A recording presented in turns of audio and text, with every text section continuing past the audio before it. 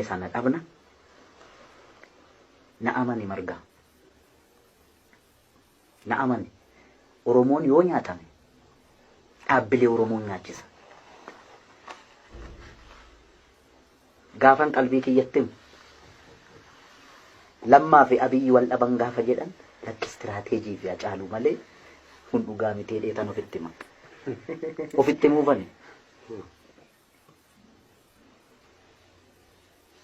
Maaliif jennaan waa'ee dhimma Oromoo irratti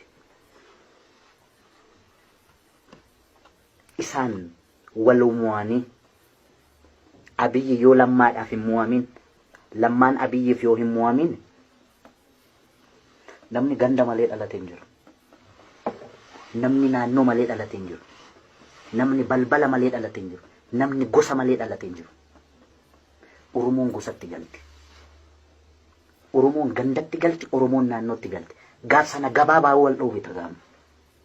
Calqaba Wallagga keessatti kan Oromoon du'e Oromoo harkatti.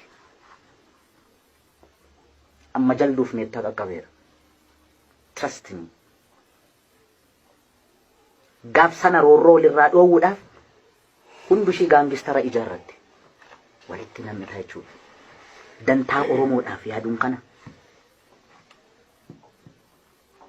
Nan dhabe.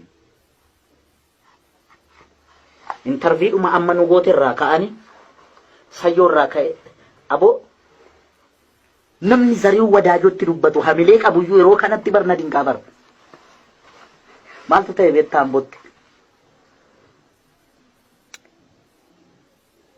Warra dabballee wayyaanee taate oppiidiyoon ergattu Amboo keessatti yoo ilmaan ishii baqattee waddeessatti yookaan ilfatatti galte abbaa fi haadha reebsisaa bayetu har'a nabaa'oo shaniiti jedhetu dababaa saanta.